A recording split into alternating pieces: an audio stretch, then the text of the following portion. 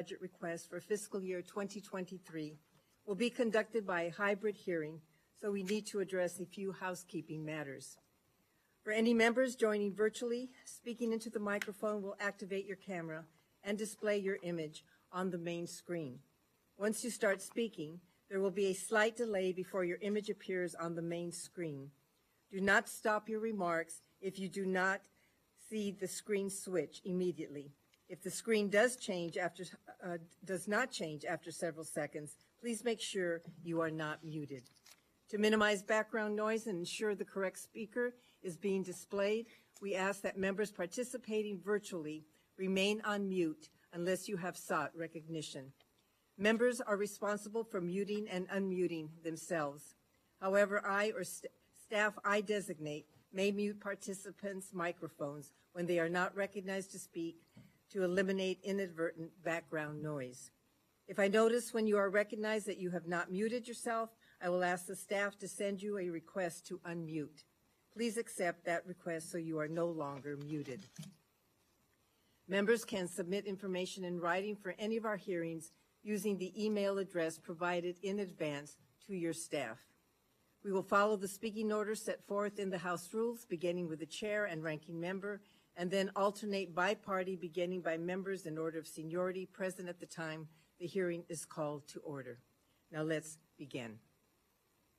This morning, we welcome the Honorable Alejandro Mayorkas, Secretary of the Department of Homeland Security, who is here to discuss the department's operations and its fiscal year 2023 budget request. Mr. Secretary, we look forward to a productive discussion this morning. The department has a difficult set of missions, ranging from cybersecurity and the safety of air travel to terrorism preparedness and the protection of our coastal and inland waterways. However, none of those missions is more challenging or fraught than immigration enforcement. I suspect that much of our conversation in this hearing will focus on that topic. Immigration enforcement is complicated and controversial, with policy choices on which members of the subcommittee will strongly disagree. However, I hope there is no disagreement about how challenging your task is under any set of policy assumptions. There are no easy answers because there are competing legal and moral imperatives that are difficult to balance, and we are not and cannot be in full control of all the factors driving migration. We have seen migration surges during Republican and Democratic administrations and Congresses, with no long-term correlation to policy trends. Mr. Secretary, as we hold you accountable this morning for what happens at the border, I am cognizant that Congress is accountable for failing to give the department a realistic legal framework for managing the border, one that ensures the rule of law while ensuring due process and providing better opportunities for legal migration and asylum claims. Immigration reform would not solve all of our problems at the border, but without reform, we are knowingly accepting a status quo that has become increasingly untenable. Mr. Secretary, despite our policy differences on immigration or any other matter, I want you to know that this subcommittee does appreciate what you and the more than 240,000 men and women who work for you do every day to help keep our country safe. I will now turn to the distinguished gentleman from Tennessee, Ranking Member Fleischman, for his opening remarks. Thank you, Madam Chairwoman. Welcome, Mr. Secretary. I sincerely thank you for joining us today, sir. Continuing the dialogue that we had on a bipartisan basis before the Easter break, sir, I think will be important in the weeks to come, and I thank you for that.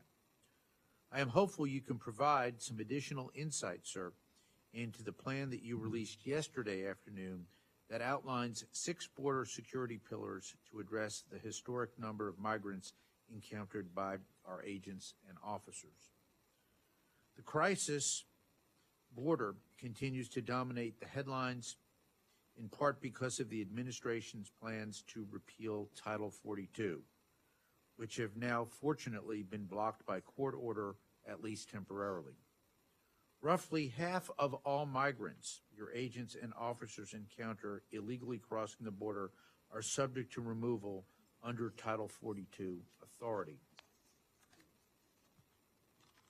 If that tool goes away, it has the potential to profoundly impact border security operations. Current DHS projections range from 6,000 encounters a month to upwards of 18,000 encounters.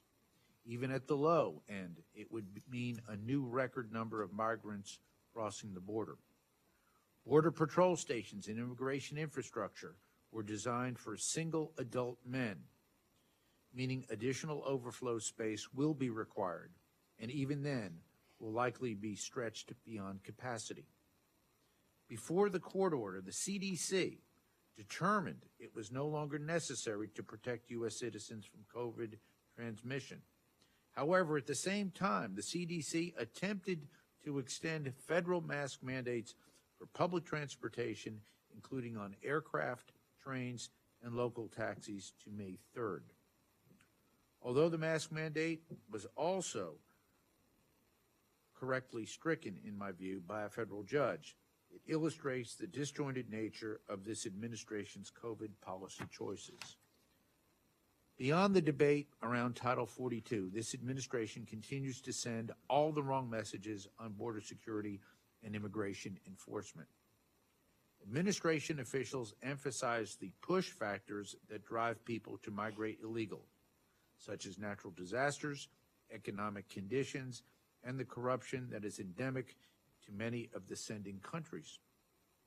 However, they rarely, if ever, acknowledge that their actions have a role to play. Policy also drives illegal immigration. Perception drives illegal immigration. Changing both has to be a part of the department's strategy because the current messages being sent, in my view, are contributing factors to the recent surge of illicit migration.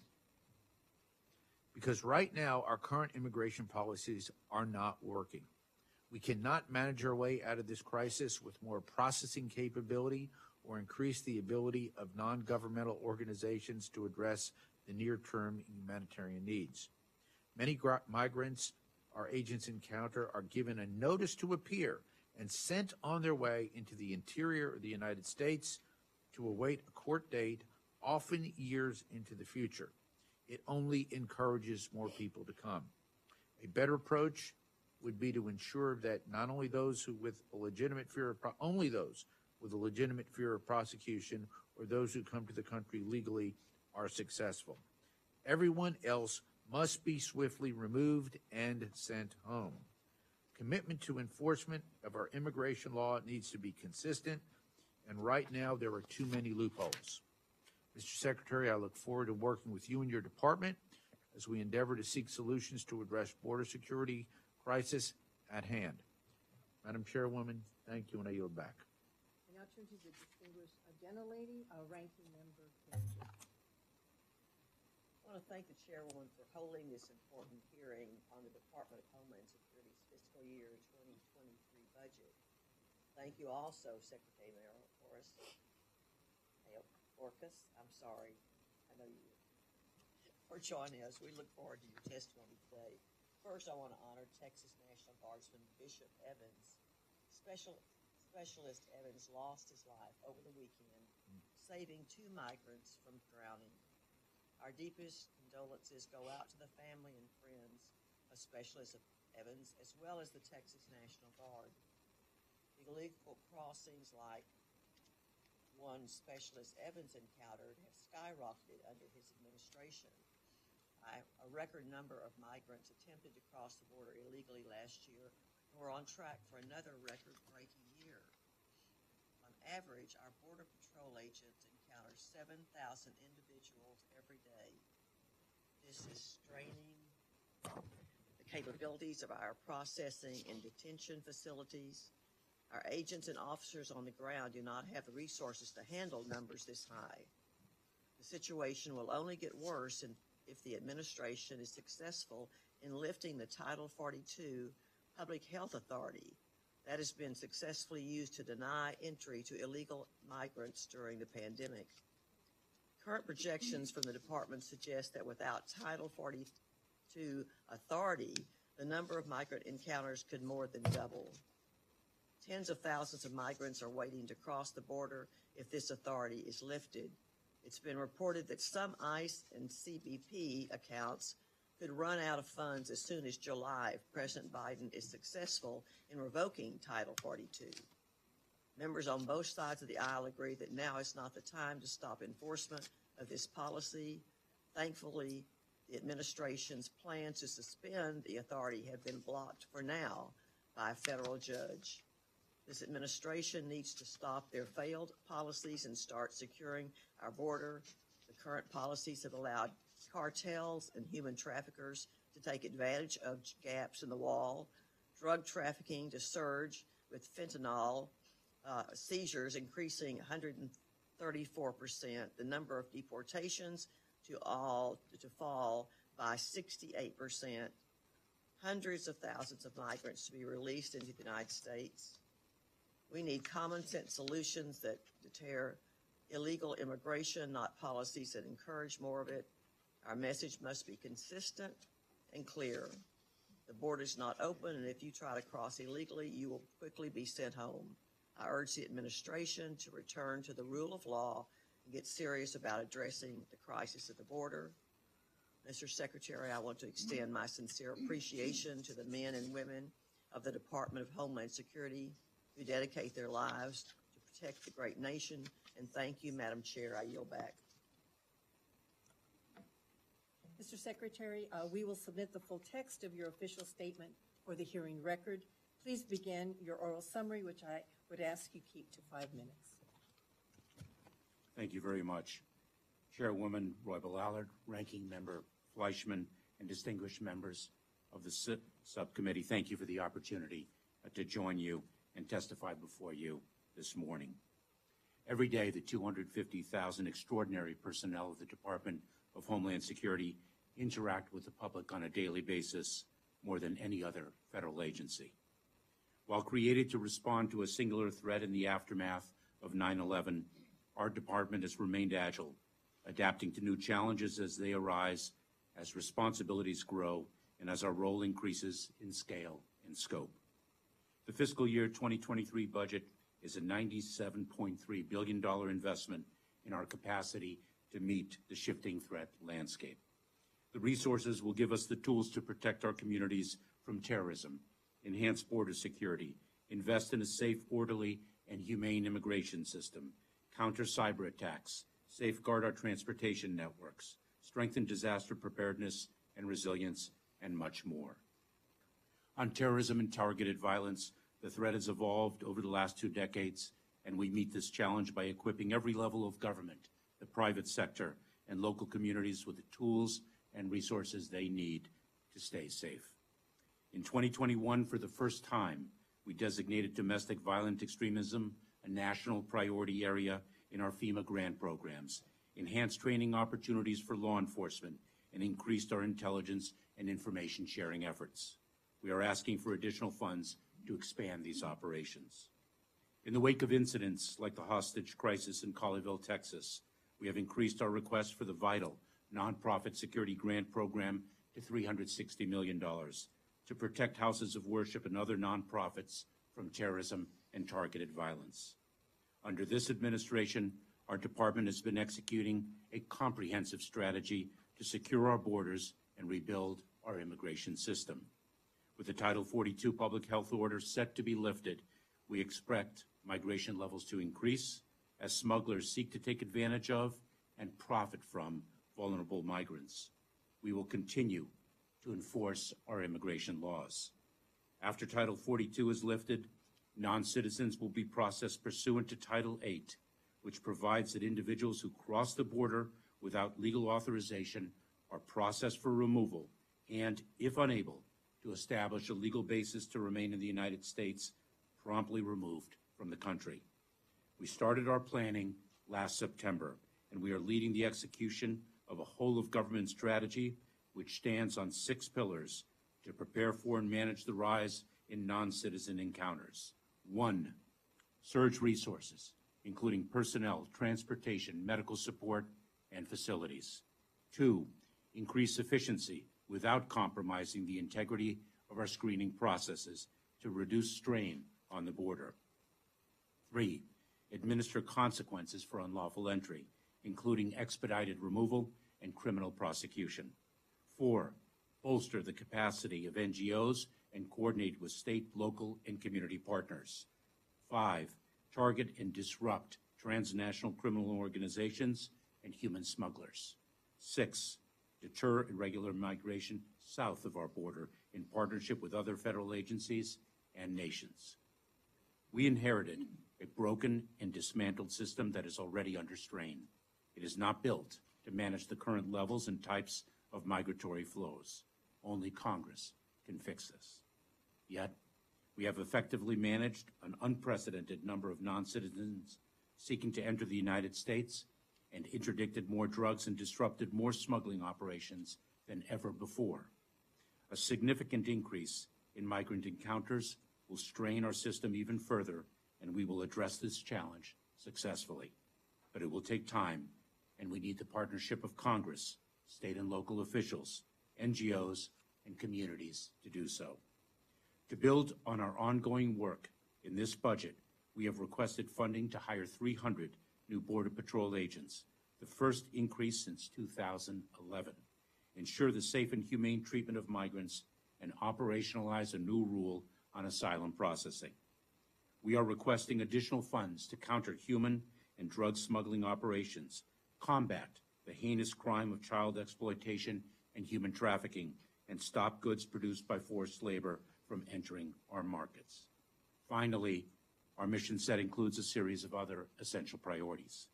DHS, through the Cybersecurity and Infrastructure Security Agency, protects our critical infrastructure from malicious cyber activity, a threat heightened due to Russia's unprovoked and brutal invasion of Ukraine. Our budget will expand our cybersecurity services, bolster our ability to respond to cyber intrusions, and grow our cyber operational planning activities. DHS, through the Transportation Security Administration, protects the traveling public. Our budget invests in paying TSA's dedicated personnel commensurate with their federal colleagues and ensuring they receive employment protections. DHS, through FEMA and other agencies, continues to answer the risks posed by climate change and natural disasters, growing in ferocity and frequency. Our budget invests in adaptation, resilience, improved response and recovery, and more. We cannot do this alone. DHS is a department of partnerships. I look forward to working with this committee to carry out our wide-ranging mission on behalf of the American people. Thank you. Mr. Secretary, I have been very concerned by calls for continuing the use of Title 42 expulsion authority at the border, and I was alarmed by the recent court order that at least temporarily would prohibit the planned end of Title 42 next month. Even though this authority is legally premised on the mitigation of public health risks, there can be no denying that it has also helped CBP manage the border by reducing the number of people that require processing. But that is not a legally sufficient reason to continue it, and it would fly in the face of the legal due process rights of migrants. My question is, do you believe it is time for the use of Title 42 authority to end at the border? And can you discuss how DHS is estimating the impact of ending Title 42 on the flow of migrants, including the assumptions behind the estimates we have heard of up to 18,000 individuals per day? Madam Chairwoman, as you have correctly identified, Title 42 is a public health authority that rests in the exclusive jurisdiction of the Centers for Disease Control and Prevention, an agency within the Department of Health and Human Services.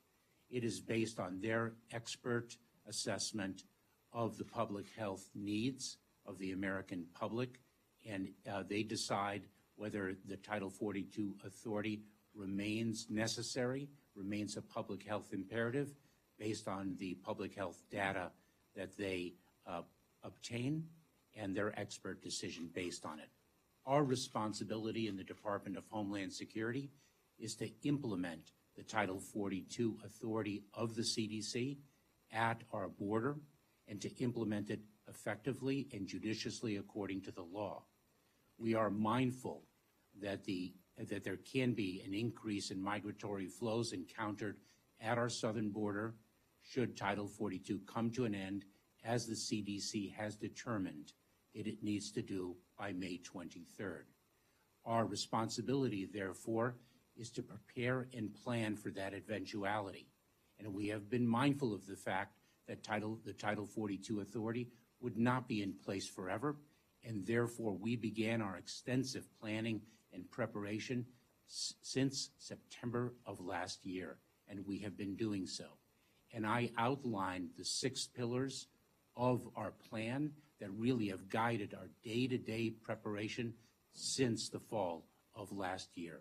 And we are preparing for different scenarios. It is very difficult to predict the level of migration that we will encounter once Title 42 comes to an end, and we are planning and preparing for different scenarios as a result. That is what we do. We plan, we prepare, and we execute in the service of our mission. Now the estimates of 18,000 individuals, are those estimates based on a country-by-country projection? And what do the estimates mean in the short term as you consider the department's funding and resource needs? Madam Chairwoman, we haven't estimated the level of increase that we might experience, but what we have done is develop different scenarios and planned to each and every one of those scenarios.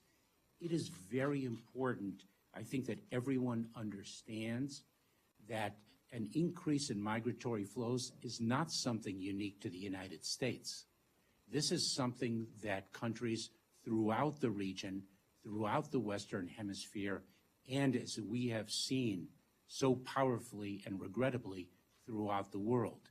We have seen more than 5 million Ukrainians flee their country that has been so brutally attacked by Russia. We have Colombia in the southern part of our hemisphere experiencing more than 1.8 million Venezuelans within its borders. I recently traveled to Costa Rica, to Panama, and heard from other countries with respect to the similar challenges that they are facing. These challenges are brought about and made more acute by the COVID-19 pandemic, but some of the causes of irregular migration have only been heightened in years of distress preceding this administration. Economic downturn, an increase in violence, the significant impacts of climate change. These are the forces that drive people to leave their homes that they have established and in which they have grown up for years. And do you think that the extra $1.4 billion that Congress already provided for this fiscal year will be enough? Madam Chairwoman, we appreciate the $1.4 billion that were provided to the Department of Homeland Security to address this situation. We have, of course, submitted to Congress a spending plan for that amount of money. We have an obligation to the American public to manage our funding in a fiscally responsible way, and that is indeed what we are doing.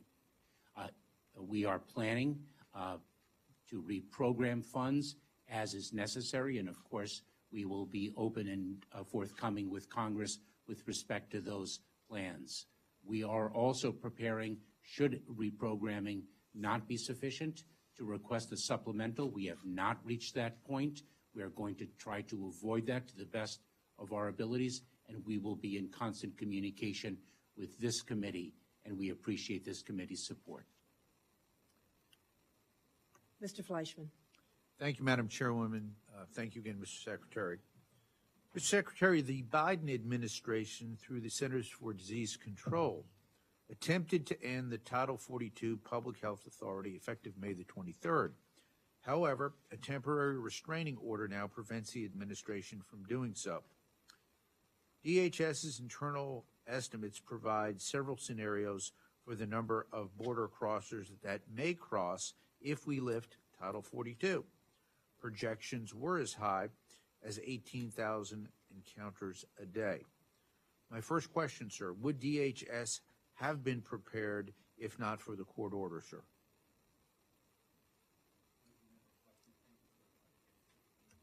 Ranking Member Fleischman, thank you very much for your question.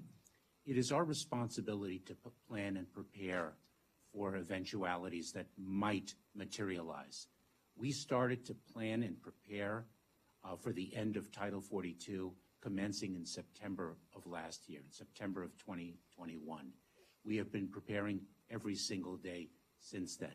Yesterday, I published a memorandum that set forth the pillars, the 6 pillars that undergird our planning and preparation so that everyone can understand the extent of the planning and preparation that we have undertaken. As I articulated in response to the chairwoman's question, it is our responsibility to plan and prepare and to execute upon those plans to address the challenges that are before us, and they are varied, and as varied as our mission is expansive. Thank you, sir. Mr. Secretary, even if we don't lift Title 42, we are going to see this year record number of migrant encounters at the border. Do you believe, sir, that we need to implement additional consequences for illicit border crossers? Ranking Member Fleischman, what we fundamentally need is legislation to fix what everyone agrees is a broken immigration system. That is the one thing in the immigration sphere as to which there is unanimity. The 6 pillars of our plans that I outlined in a memorandum yesterday are 6 pillars that we are executing upon whether or not Title 42 comes to an end. And one of those pillars is indeed the consequences for entering our country in between a port of entry without having a legal basis to remain in this country. Individuals who make a claim for relief under our laws, whose claims do not succeed in immigration court proceedings, are removed from this country, and we are employing our authorities to effect those removals as swiftly as possible.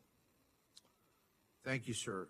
You've already alluded to this in your testimony, but yesterday DHS released a plan for Southwest border security and preparedness, which outlines your plan to surge resources and address the anticipated increase in border crossings when and if Title 42 is lifted.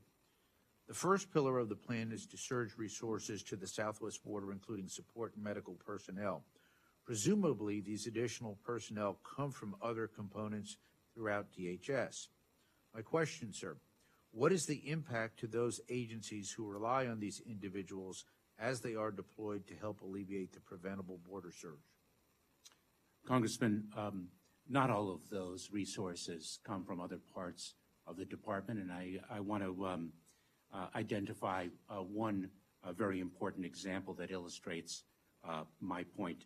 I've been to the border approximately 8 times, and in my last visit I heard loudly and clearly the concerns of our heroic, incredibly dedicated Border Patrol agents about their need for additional support so that they can get out into the field and interdict individuals seeking to evade law enforcement and cross our border illegally.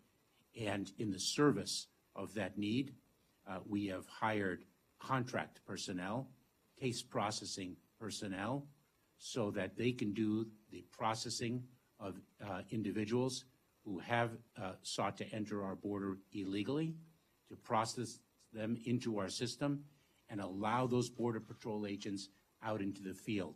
We have contracted for 300 case processors, and we have the capacity to plus up that force. That does not come from within the department. We are using our contracting authorities very effectively and efficiently to achieve that mission. Mr. Secretary, thank you. Madam Chair, I'll yield back and wait for round 2. Thank you. Mr. Cuellar. Thank you, Madam Chair. Mr. Secretary, thank you for being here. I think the job of this subcommittee is to provide you the resources and hopefully some guidance to do your job, because you're right, migration has been happening all over the world for war, economic droughts, name it, for many, many years. So it's not a matter of how do we control the border, but how do we manage the border. Your plan that you laid out, actually, I think it can work. 3 of them are to deal with the border. How do you move people out of the border in a more humane, efficient way? But I'm interested in the 3 other ones that address the issues of expedited removals and what we do with those other countries. Instead of playing defense on the 1-yard line, what are we doing to work with the other countries? First thing is, and I'm going to ask very specific questions, the Laredo sector and the Rio Grande sector are operating at 40%. That means that 60% of the men and women are in the processing centers, and 40% actually doing Homeland Security. It's like having a school and only 40% of the teachers are in the classroom and the other ones are doing something else. The border processing coordinators is something that we started many years ago, and we still haven't ramped up. I know I heard you say 300, but we should have done that a long time ago to put those folks in the processing centers and our men and women outside. I hope you all can move on that quicker, because I think it will be key to get the other 60% of the Border Patrol folks out in the field to do Homeland. Number 2, the asylum officers, this is why I see this, and I've brought this so many times. If somebody is coming from a country, from another part of the world, doesn't have to be only the Central American countries, they pass through country A. Country A can give them asylum. They can ask for asylum. They don't ask that. Then they pass through country B.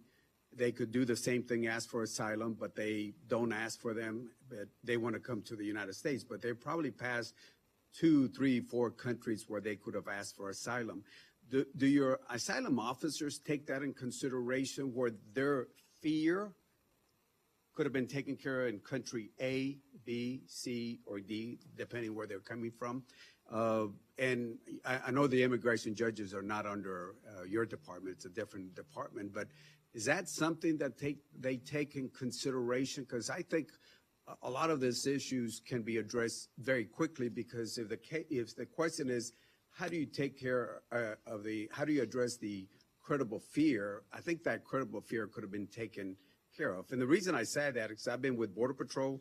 Well, I find the 45-day permit, some time ago from Mexico, and then the relief that they've been given in Chile or some other countries, but they drop them off and they're starting new. Is that something that the asylum officers look at? Congressman, if I can answer the different questions. Yes, sir. That you have posed to me, and I will do so as quickly as I can. I very much appreciate your recognition of the importance of the case processors. That's why, from my last visit to the border, I equipped the case processors with additional tools to magnify their portfolio and allow more agents out in the field. We've already brought more case processors on, and we'll be bringing on 300 more and plus up from there. So very much appreciate your recognition of their importance. The asylum officers, Congressman, right now are working in a system where the average length of time between the time of encounter and the final adjudication of an asylum case is 6 to 8 years. A stark example of how broken our immigration system is. For the first time, this administration has promulgated an asylum officer rule that will allow the asylum officers to make that ultimate asylum adjudication, and that will take that 6 to 8 year period and reduce it to under a year without compromising due process. That is a game changer, Congressman. With respect to your point about the migratory flows from country to country, ultimately, potentially, to our southern border, because the promise of America is the greatest promise in the world. That is precisely why I was in Panama last week to speak with my counterparts and the foreign secretaries, along with Secretary Blinken, with the foreign secretaries, the security secretaries of countries throughout the region to speak about their border management, the humanitarian relief that they could provide, the responsibilities they have to provide that relief according to their laws, and to repatriate individuals who do not qualify for relief under their laws. This is a regional, hemispheric challenge, and it needs to be met with a regional, hemispheric response. And we continue to work with countries in the region, last week in Panama, in June at the Summit of the Americas, and every day in between. Thank you. Ms. Granger.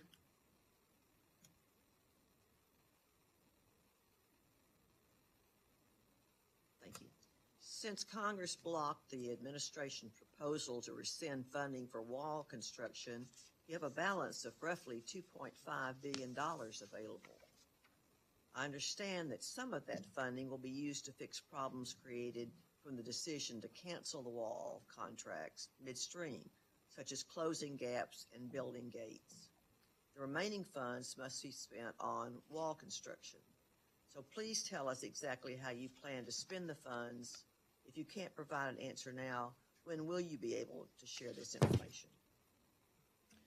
Congresswoman, thank you very much for your question. Indeed, we are closing gaps and completing gates. I approved, I believe, approximately 68 projects in furtherance of that effort, and we are well aware of our responsibility to spend the funds that have been appropriated to the wall, and we are undertaking an analysis of how most effectively to do so while honoring the President's commitment.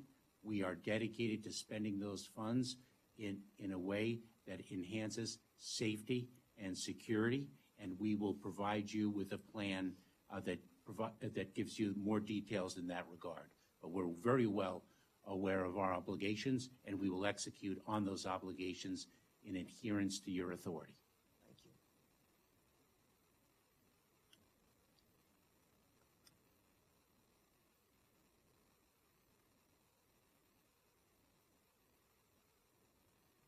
Ms. Underwood.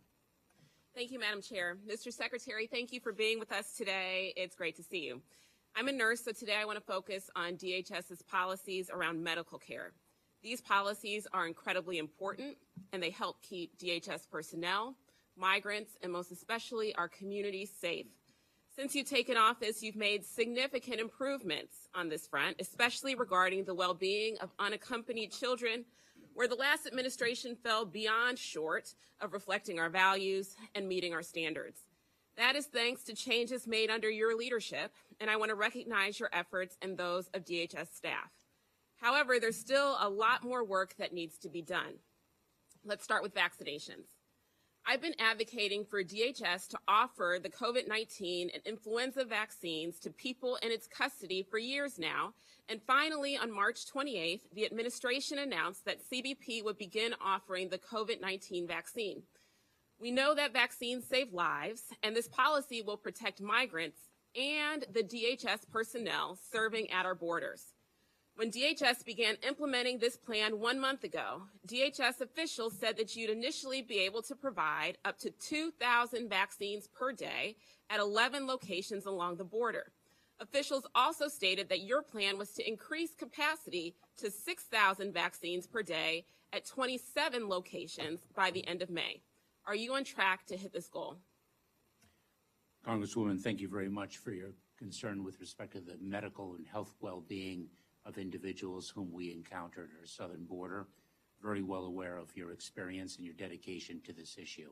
We are on track thanks to the extraordinary leadership of our physicians and their support personnel, and we are gearing forward to meet the objective of vaccinating up to 6,000 migrants a day in more than 20 facilities across the border. Great. How many migrants have been vaccinated at the border since you began this policy in March? And can you share any additional details on implementation? Congresswoman, I would have to and will provide you with that data subsequent to this hearing. I don't have that detail with me this morning. Okay, thank you. Like I mentioned, Chairwoman DeLauro and I have called on CBP to offer flu vaccines to people in its custody since 2019. Even before the COVID-19 pandemic, CDC urged Customs and Border Protection to administer the flu vaccine to people in its custody. With DHS now administering the COVID-19 vaccine, can we expect the department to expand this program to include the flu vaccine in the future?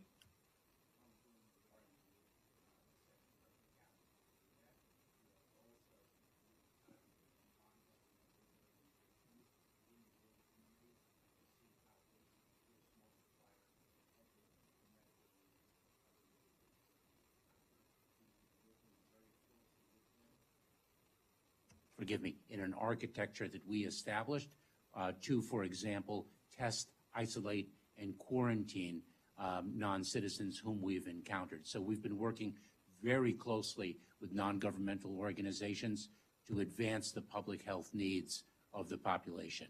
Okay, well, I'm very supportive of all efforts to expand vaccination, and I look forward to your continued partnership on that. Now I'd like to discuss the Chief Medical Office reorganization, which has been one of my and Chairwoman Roybal-Allard's top priorities over the past year. I'm so proud that the fiscal year 22 omnibus included our provision allowing for the establishment of a new executive management office led by the CMO to better lead and coordinate the department's medical and public health priorities and operations. The current structure, where the CMO reports to the Countering Weapons of Mass Destruction Office instead of directly to you, sir, has led to disjointed and isolated medical efforts in the department. I know it's early, but can you share with the committee any plans and timelines you have for developing this new office? Congresswoman, thanks to you and thanks to the chairwoman for supporting this effort. It is reflective of our desire to bring greater integration to the entire department, and in this mission set, it is so imperative. It is thanks to our chief medical officer, other physicians, other personnel, that we've been actually able to provide medical care and the needs of our workforce and the public whom we serve effectively despite a suboptimal organization. We are developing detailed plans. We look forward to working with you in this committee on the execution of those plans, and we're doing so as rapidly as possible. This is a really terrific opportunity for us, and we're grateful that you've created it. Thank you. I yield back. Mr. Palazzo. Thank you, Madam Chair and Ranking Member, for holding this hearing. Secretary Mayorkas, thank you for taking the time to speak to us today. As you may know, my district lines the Mississippi Gulf Coast and has 2 ports of entry where CBP agents are stationed. We have 2 U.S. Coast Guard small boat stations, and we got what I believe to be 2 of the greatest shipbuilders in America right in my backyard. One building the National Security Cutter and the other building the first polar security cutter in over 50 years. And so I would like to extend an open invitation for you to visit the Mississippi Gulf Coast at any time. I'd like to be a part of your trip. The last time you testified before this subcommittee, I had just returned from a trip to the southwest border with several members of the Border Security Caucus. I'm appalled by the fact that it has been a year since you sat before us last, and the only change regarding the situation at the southwest border is that the situation has got much worse. This administration's lax policies and opening the borders not just to allow immigration to occur, it has opened the floodgates for nefarious activity and burdened the DS agencies that have the responsibility to respond. This just isn't affecting the border, but it's also affecting local and state law enforcement all across America, not just border states. The CBP agents I spoke with while visiting the border begged us to fight for the continuation of Title 42 because their facilities and their staffing levels cannot handle the massive influx that would occur if they were reversed. How can this administration literally file lawsuits to keep CDC COVID-19 protocols inflicted on American people in planes and public transportation, but alternatively want to drop the COVID-19 protocol for non-citizens immigrants under Title 42 at the border?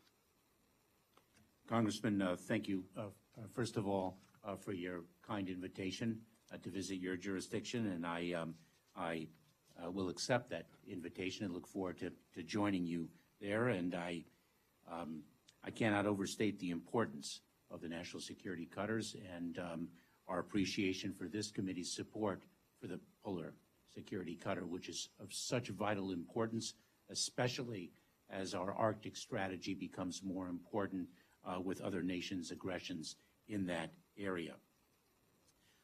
Congressman, as I said at the very outset, Title 42 is an authority that the Centers for Disease Control and Prevention exercises. It is their authority exclusively and not ours. Our job is to implement plans according to whether or not that authority continues to be exercised in their decision making. Let me be clear that we are mandating vaccines for individuals whom we encounter at the southern border. We are building our vaccination capacity, and those individuals who are not vaccinated are subject to detention if they are not already subject to detention for independent law enforcement means. Individuals who cross our border are placed in immigration enforcement proceedings. They make claims for relief under our law. If they do so and those claims succeed, then they have established a legal basis to remain. If those claims do not succeed, then they are expeditiously removed from our country. The well-resourced cartels, gang members, human traffickers, and drug smugglers will exploit this crisis to further endanger American citizens. A group of 130-plus members of Congress wrote to you calling on you to immediately take all legal and necessary actions at your disposal, of which there are many, to secure the southern border, rectify the dangerous policies this administration has put in motion over the past year, and bring your agency into compliance with the laws passed by the United States Congress. How much has it cost the Department of Homeland Security to cancel, pause, or otherwise halt construction of physical barriers along the southern border authorized and appropriated by law? Congressman, let me say a few things in response to your question, because we are implementing the laws that Congress has passed, and we are doing so effectively, focusing on the greatest public safety, national security, and border security threats. We are exercising prosecutorial discretion, a long established and long-held best practice. We are doing so effectively to have the greatest law enforcement impact, number one. Number two, you mentioned the cartels, the transnational criminal organizations. We have intensified our efforts to attack them and have done so in unprecedented ways, and I welcome the chance to provide details with respect to how we are doing so, not only as the Department of Homeland Security, but in collaboration with other federal agencies and state and local law enforcement agencies. The wall projects, the majority of them rest in the jurisdiction of the Army Corps of Engineers. Those that we ourselves control, I believe that the cost of discontinuing them is approximately $72 million, and I will follow up with you to ensure the accuracy of my statement this morning. Thank you, Congressman. Yeah, thank you. Please do. I yield back. Mr. Ruppersberger. Thank you, Ms. Secretary. You have a very difficult job. I think right now you're dealing with the issues the way you should, and we hope to support you as much as we can. To begin with, at the request of the department, the F-22 Homeland Security Appropriations Act provided funds for an incident management assistance team called IMAT, primarily for incidents that are not declared emergencies or disasters under the Stafford Act or paid from the Disaster Relief Fund. That's called DRF. Acronyms everywhere. I represent a coastal district which is prone to flooding. More than not, these events are not classified as major disaster declarations. However, it certainly doesn't feel that way to my constituents who live there. And as such, I'm a big supporter of the IMAT model and would like to raise the program's profile in the committee. Now, one, can you explain what IMAT is and what they do and the status of the new team? Congressman, we are so appreciative of your support of IMAT. IMAT brings different planning, preparation, and execution capabilities to bear in response to an incident. It's all about preparation, planning, response, and resilience. And the IMAT structure provides an integrated approach to that mission set. And indeed, it is an authority that we have exercised in the context of natural disasters under the Stafford Act, but we are indeed expanding it further thanks to your championing that program. I should also expand further because the IMAT structure is the optimal way to address challenges, whether they be Stafford Act, outside the Stafford Act, natural disasters, or challenges of a different nature. And that is why we are actually in the midst of developing the IMAT capability throughout the department to address whatever challenges we might face. Of course, FEMA is most experienced in that, as is the United States Coast Guard. We're bringing that capability throughout the department. That is one of our core initiatives in the 12 priorities that I outlined for fiscal year 2022, 6 of which are built on organizational advancement, 6 of which are focused on mission advancement. And you mentioned FEMA. Why is it beneficial for FEMA to have an IMAT team that is not funded by DRF? Because, Congressman, FEMA addresses so many different types of challenges. Some, of course, fall within the Stafford Act declaration construct, and some that don't. And to your point that you made at the very outset, to your constituents, the Stafford Act isn't necessarily the line they draw when they are confronting a challenge that jeopardizes their well-being. And therefore, that is not the best line to differentiate when the IMAT capability is brought to bear to address a challenge. Can this team be used for disasters and emergencies declared under the Stafford Act if needed?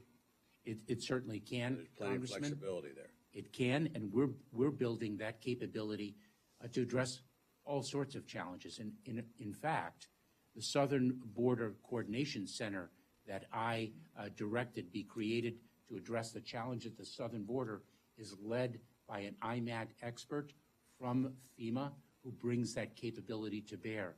We are bringing all of our capabilities across the department to address that challenge and to address others. Thank you, and I yield back. Ms. Henson?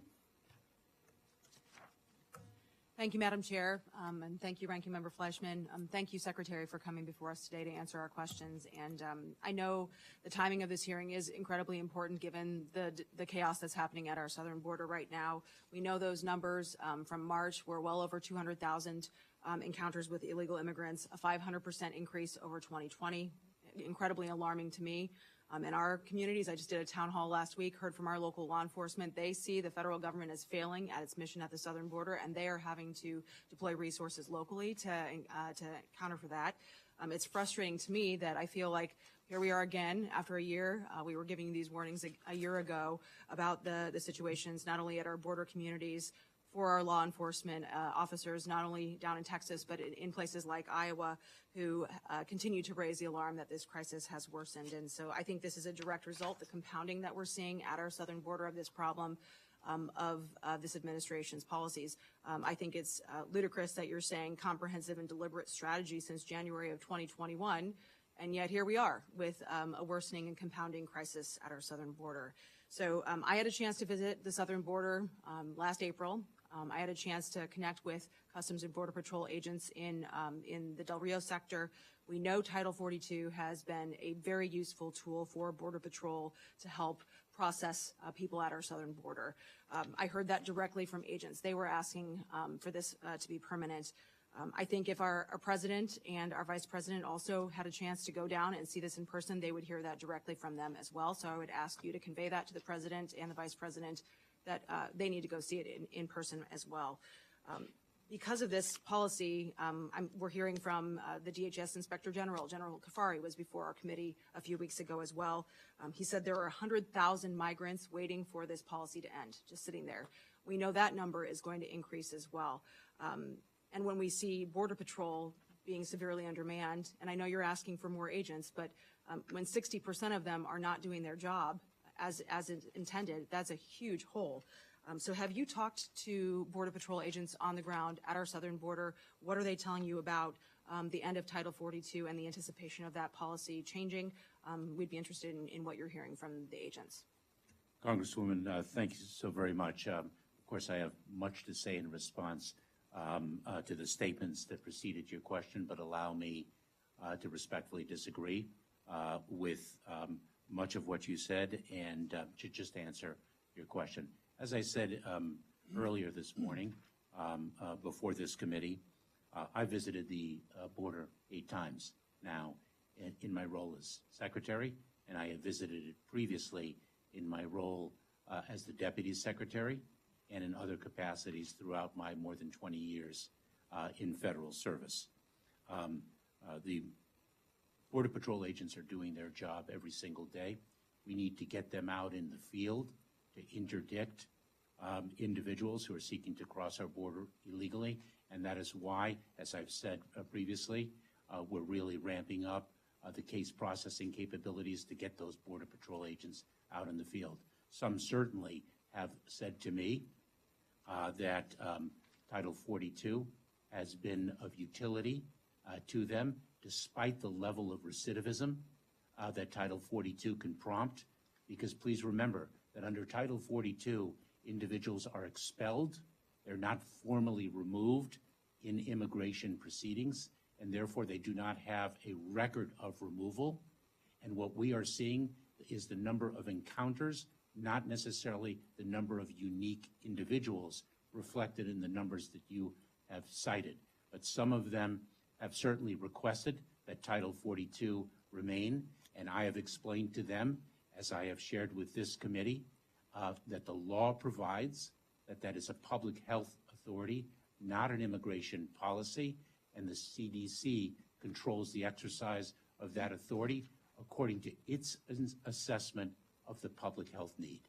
So if CBP is understaffed and agents are in many of these cases coming to you and saying, hey, we probably need this policy to be permanent, how does this work with ICE? We know ICE beds are underutilized right now. These agencies should be working together to handle this increased influx. What are we doing with the additional ICE beds and the detention beds for the people who are being brought into a country and who are not being expelled quickly? Congresswoman, U.S. Customs and Border Protection and Immigration and Customs Enforcement are working hand in glove as part of the SBCC, the Southern Border Coordinating Center, and they have worked hand in glove before I directed the creation of that center. Detention is being used in furtherance of our prosecution efforts. We focus our detention resources on the greatest public safety, national security, and border security threats. That is where we have the greatest law enforcement impact, and we continue to exercise our detention authority, our prosecution authorities in the service of those 3 primary goals. Thank you. I'll yield back. Mr. Quigley. Thank you, Madam Chairman. Thank you, Mr. Secretary. Mr. Secretary, I represent Chicago, Ukrainian village, and one of the largest Ukrainian populations in the country. They want to know how to get Ukrainian refugees there. But let's start at the border in that regard. What is your understanding of the numbers of Ukrainians, refugees that have come to the southern border here, and how many have been processed and how many remain? Congressman, thank you very much for your concern about the Ukrainians who have fled their country, which has been so brutally attacked. We have focused resources on the port of entry at San Isidro, where the majority of Ukrainians who flew to Mexico with the hope of entering the United States assembled. We have drawn down that population of Ukrainians dramatically. We surged resources of U.S. Customs and Border Protection. I will provide you with the specific details and the numbers that you have requested. But let me, if I can, take a step back, because our efforts are extensive with respect to providing humanitarian relief for individuals who have fled war-torn Ukraine.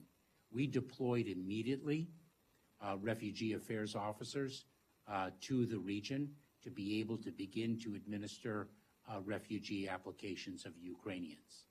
We just stood up Uniting for Ukraine, a very innovative humanitarian relief program that makes humanitarian parole available to Ukrainians who have a sponsor in the United States. Of course, we are also assessing humanitarian parole requests on an individualized basis before we stood up the Uniting for Ukraine program. The Department of State recently issued guidance with respect to the issuance of visas for Ukrainians who want to come to the United States temporarily, understanding that their hope is to be able to return to their country and enjoy the sovereignty that is part of our international norms and our international architecture. And I so very much appreciate your concern for the people of Ukraine. No, and I appreciate your mentioning all those coming from war-torn countries. It's my hope indeed that the millions who have left Ukraine shines a light on the problem worldwide, and obviously we should care just as much about those leaving Afghanistan, Africa, Yemen, and so forth, and I appreciate your efforts there.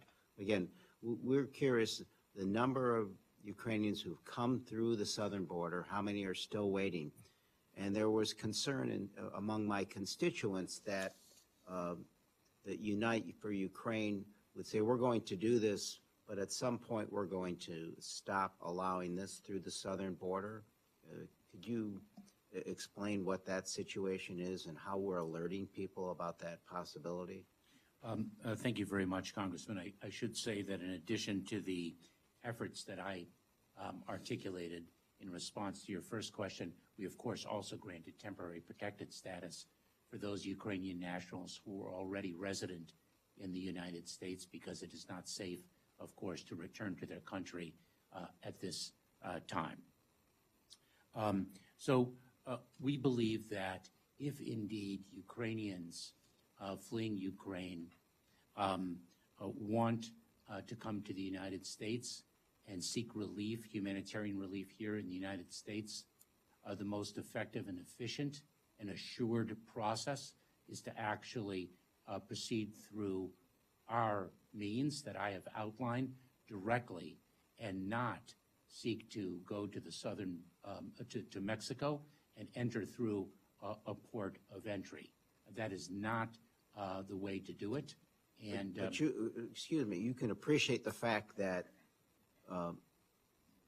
they're in the middle of a war and they're making decisions in a hurry. yes, So how are we messaging through Ukraine and places like Warsaw and other countries that they would leave from to understand what the other options are? And we are messaging that not only to the Ukrainian diaspora already present in the United States, but we are messaging that through our public communications in the region, through our international partners, through our consular officers. We are indeed getting that word out. And the word about how to use Unite for Ukraine. Correct. How to use Uniting for Ukraine, how to apply for a visa, what is the availability and means of accessing our refugee program, all of the different humanitarian channels that we've made available. Thank you. Mr. Rutherford. Thank you, Madam Chair and Ranking Member, and thank you, Mr. Secretary, for being here this morning. I want to follow up on the Ukraine refugee issue. We have a large influx that have come across the southern border in my district now. And I was really glad to hear, I think it was last Monday, when the Uniting for Ukraine was laid out, because we had heard the commitment to bring 100,000, but there hadn't been any rulemaking for that, I suppose. But so my question is, in light of the fact that we still have Afghans 6 months who are trying to come through the same process, how long do we expect the Ukrainians to have to wait to be able to properly come through to America as well? Do we have an idea on how long that's going to take? Congressman, thanks so much for this important question. We are focused on meeting the urgency of the moment. And we did exactly that through Operation Allies Welcome, when we were able to build a parole program where the parole determinations, according to law, were made on an individualized case-by-case basis, but we paroled more than 73,000 Afghan nationals within a matter of weeks. We intend to and are designing our program and actually underway in its implementation to meet the urgency of the moment with respect to the needs of Ukrainians who fled their war-torn country. And so we are prioritizing that. I cannot overstate the challenge, because please remember that the agency that is on point for that, U.S. Citizenship and Immigration Services within the Department of Homeland Security, has not had adequate funding for more than 7 years. It was entirely dismantled, and we're in the process of rebuilding it. What the workforce of that agency has done, a characteristic of the workforce throughout the Department of Homeland Security, is truly extraordinary. But those same USCIS employees are being surged to the southern border to now process those people. So you're exacerbating the situation with USCIS. So my question, my two questions on Ukraine still. Those that are under the parole situation in Uniting for Ukraine, what benefits are those individuals in my district? What other than being able to work through a work authorization, are they going to receive other benefits? Can you tell me that? Congressman, let me, if I can, just address very briefly the statement that you made after my first response. We're not only dealing with a broken immigration system, we're dealing with a broken immigration system that was dismantled in its entirety in the prior administration, and so we're rebuilding it. With respect to the Ukrainians, those individuals who are granted parole are able to apply for work authorization and able to work lawfully in the United States. They gain lawful presence. They are not entitled to all of the benefits, of course, that American citizens are entitled. And I can outline— Not all, but are there, can you give me a list of those benefits that they do have a right to so that we can be sure that, I've got a lot of Ukrainians in my district, and I want to make sure that we're doing all we can for them. And Congressman, I so very much appreciate that, and I will provide you with that list subsequent to this. And I should say that we're working very closely with the private sector to partner in providing, yes, NGOs, and not only that, the business community, to match individuals with jobs for which they qualify, to address any housing needs that they might have. We've exercised these capabilities very ably through Operation Allies Welcome and what we did for the Afghan nationals and continue to do. And so we draw lessons from that capability and apply it to other urgencies. And I'd be pleased to walk through that with you. Thank you. Madam Chair, I see my time has expired. I yield back. Mr. Aguilar. Thank you, Madam Chair. Thank you, Mr. Secretary, for being here. Mr. Secretary, I wanted to return briefly to the discussion of ending Title 42. Like my colleagues, I believe that we need to manage our southern border in an orderly fashion. However, we must ensure that we treat migrants at our borders with compassion, dignity, and respect, regardless of the country that they are traveling from. Yesterday, the department released their plan for the Southwest Border Security and Preparedness, which demonstrates ways to process migrants safely and quickly. The plan details how DHS is coordinating with NGOs and local stakeholders. So my question is, can you provide some additional clarity and detail about the engagement that DHS is making with NGOs and stakeholders on our southern border? What types of engagements have been made at the border, as well as in communities where migrants might be placed, with case management and ATD alternatives to detention services? Congressman, thanks so very much. So I think one of the most powerful examples of how we've worked with the NGO community across the southern border is in the dispensation of medical care to migrants in need. we built an entire architecture through the capabilities of our chief medical officer and his team to have NGOs, non-governmental organizations, nonprofit organizations build the capacity to test, isolate, and quarantine migrants, and also to be able to reimburse them for their expenses through our FEMA programs that are pass-throughs through the state when the states were cooperative with us. That's a shining example of how we leveraged civil society, non-governmental society, to assist in addressing the needs of individuals. We are taking that example and applying it in other respects as well. Other types of medical care, social service needs, uniting with family members here during the pendency of immigration enforcement proceedings.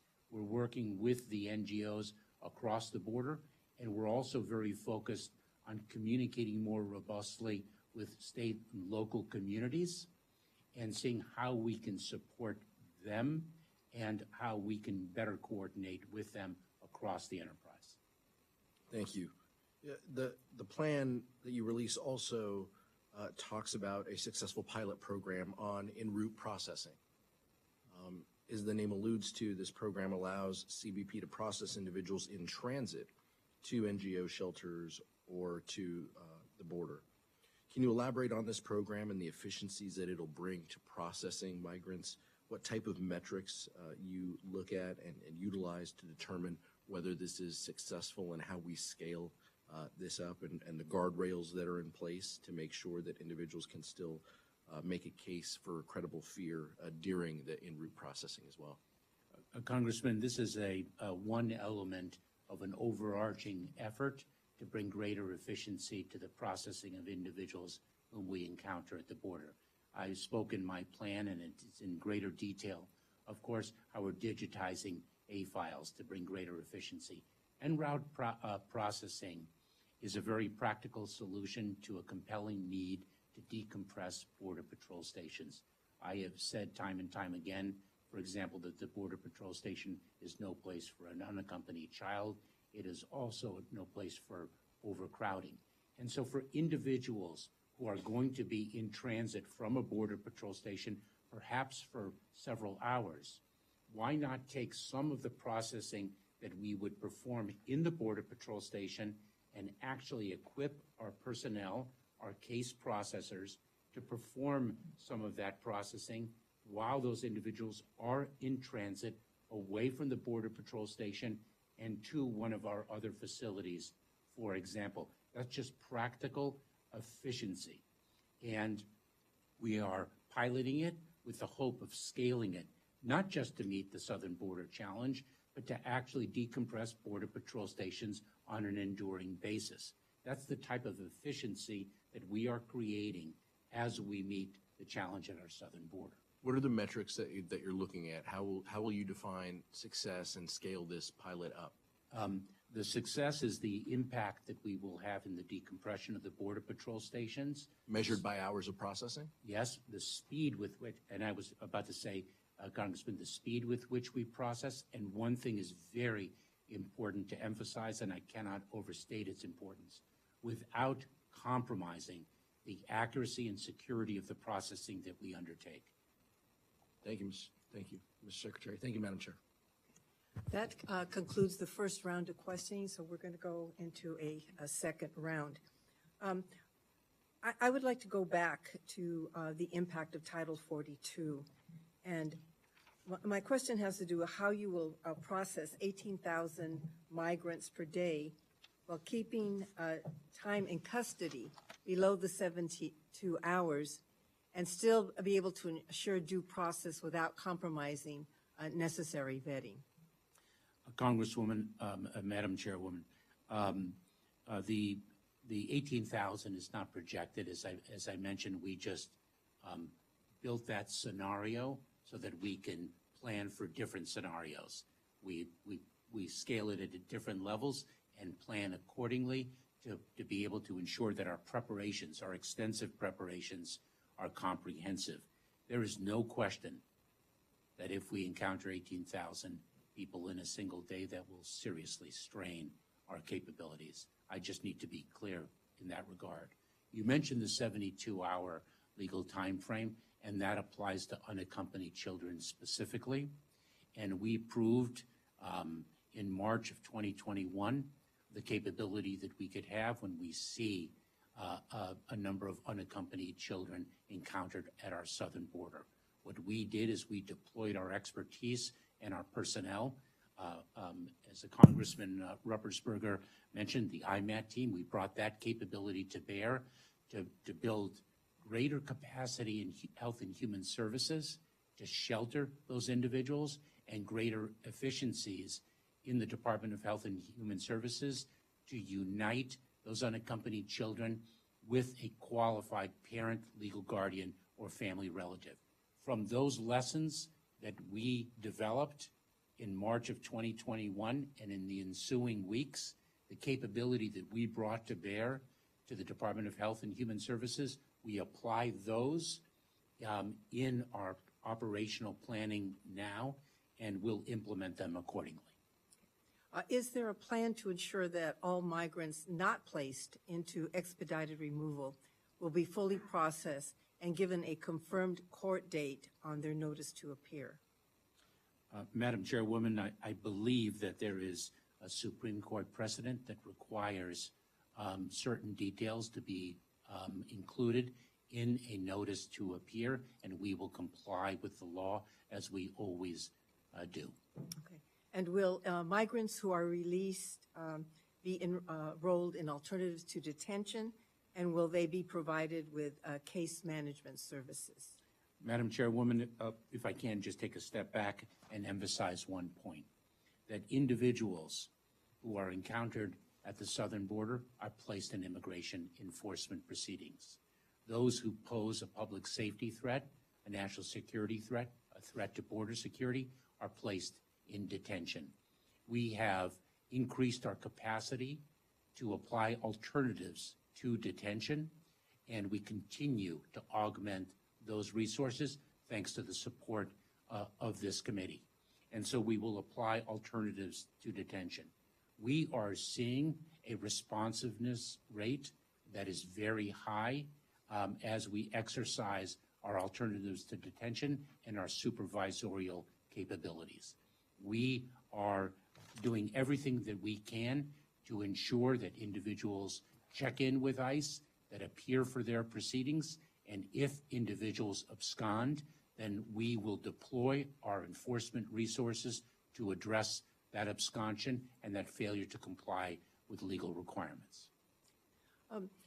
My next question has to do with the fact that over the last month and up until last week, CBP implemented the humanitarian parole process for Ukrainians, which was we recently, our colleagues just was talking about.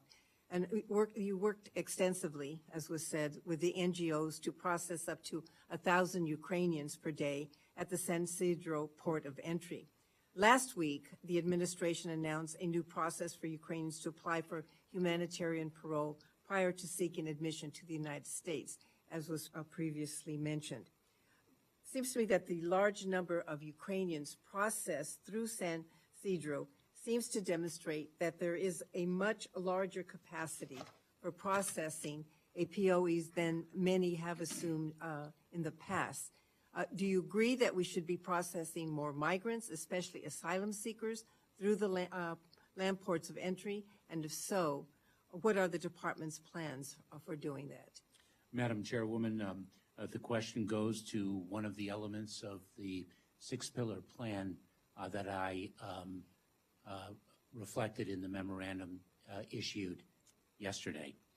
One of the elements of efficiency that we outline in one of those six pillars is in fact enhancing and increasing port of entry capacity to process individuals encountered at the border, trying to drive individuals to a safer, more orderly means of applying for asylum as our laws recognize. We used a virtual platform that we created to address an emergent situation created by the past administration, and that was the Camp Matamoros, which had individuals living in squalid conditions and suffering untold horrors, criminal horrors. We developed a platform where they could register, they could be interviewed by international organizations and assisted by non-governmental organizations in Mexico, and once they passed that screening, could actually be transported safely at a designated time at our port of entry for orderly processing. We are taking that virtual platform, CBP-1 is how we have termed it, and seeing how we can expand it to address the challenge at the southern border and maximize the efficiency of processing at the ports of entry. Mr. Fleischman. Thank you, Madam Chairwoman. Thank you again, Mr. Secretary. Mr. Secretary, border patrol stations were designed for the short-term detention of single adult males, not for the family units and unaccompanied children crossing the border. Those stations are strained to the point where we have to shuttle migrants to other parts of the border just to keep up with processing. Every Border Patrol agent stuck processing migrants, providing security in a soft-sided facility, or attending to the basic humanitarian needs of those detained is not out in the field performing the law enforcement role they are paid and trained for. There are impacts to our ability to interdict drugs and criminal organization as a result. Your plan released late yesterday speaks to the backfilling with civilian personnel, but that drains resources from other components or requires a lengthy hiring process. Mr. Secretary, what is your long-term plan to get more agents in the field? Thank you. Congressman, thank you so much. As I outlined, the hiring of personnel, contract personnel, does not drain other resources, other personnel resources in the Department of Homeland Security. And our fiscal year 2023 budget is a powerful example of how we are seeking additional resources from Congress to establish a more enduring solution than mere reliance on contract personnel. We have requested 300 more funding for 300 more Border Patrol agents, and we have requested funding for full-time case processing personnel. And we look forward to and hope for this committee's support of our fiscal year 2023 budget request in that regard and in all regards. Mr. Secretary, the administration tried to roll back the Migrant Protection Program, which requires migrants to wait in Mexico for their court hearing, but was required by court order to reinstate the program. The Migrant Protection Program was used extensively by the last administration, but on average, only a handful of migrants are enrolled each day currently in any given Border Patrol sector. Why is the administration enrolling such a small number of migrants in this program, sir? Congressman, I'm familiar with the migrant protection protocols, that the common language used to describe that is the Remain in Mexico program. Correct. And I think it's very important to understand that our implementation of that program requires a bilateral relationship. We need the collaboration of Mexico in the administration of that program. I have articulated quite clearly and quite strongly our disagreement with that program, and I think what resulted from the prior administration's execution of that program underscores the reasons why I so significantly and ardently oppose it. We received, for example, a report of more than 1,500 incidents of murder, rape, torture, and other crimes committed against individuals who were subject to the Remain in Mexico program. So we're working with Mexico to administer that program in good faith, as we are required to do under the court's order, and to do so in a way that reflects and adheres to our values as a nation. I think I'm going close on my time, so Madam Chair, I think I'll yield back. Thank you. Mr. Cuellar. Thank you, Madam Chair. Secretary, I think there's three stakeholders that we need to listen to, besides Congress, about the border issues. As you know, the immigration activists, number one. Number two, our men and women at the border. And number three, our border communities. Yeah, I appreciate when you visited us down there in the border in McAllen, and you heard from mayors, county judges, county commissioners from Del Rio all the way down to Brownsville, covering Tony Gonzalez, myself, Philemon Vela, and Vicente Gonzalez district. And if you recall, my border folks, public officials were quite animated. I think now they're probably a little bit more animated because of what's happening on the border. And you recall, everything I say is pretty much, I repeat what they told you. And same from our men and women down there. So I would ask you to continue spending time, and I appreciate all the visits you've done, listening to our border communities, because there's a lot of concerns down there. Now, let me ask you a couple questions on, and I've looked at your plan, and again, I think this plan can work if it's implemented right. By that I mean is you keep mentioning the broken system, I guess the Trump administration did, but it was not any legislative changes. It was whatever the administration did. You can fix whatever they did, I assume, number one. But if I take you back to the Secretary Jay Johnson and Obama, they were able to treat the migrants with respect and dignity, but at the same time, when the law said you got to send them back, they sent them back. In fact, I worked with Secretary Johnson on showing images of people being returned to Honduras and the First Lady being there and taking them in. Now it's like we're afraid to show images of people going back. Y'all deport hundreds and hundreds and hundreds of thousands of people, but all we see is images of people coming into the United States and no images of people going back when the law has to be enforced. And on top of that, there are over 1 million final deportation orders that have still not been executed, plus the 1.6 million people are still waiting on immigration. The reason I say that is, or you're looking at your plan, if you look at the expedited removal, if you use Title 42, it will take from 1 to 2 hours. If you use Title 8, it will take from 24 to 48 hours. What is your vision of, quote, expedited removal when Title 42 does go away? Congressman, you'll recall, of course, that I served as a deputy secretary. Correct. When Jay Johnson served as a secretary, and prior to that, I was the director of U.S. Citizenship and Immigration Services, and we have worked together for many years. And I appreciate your prior law enforcement service as well as your service now.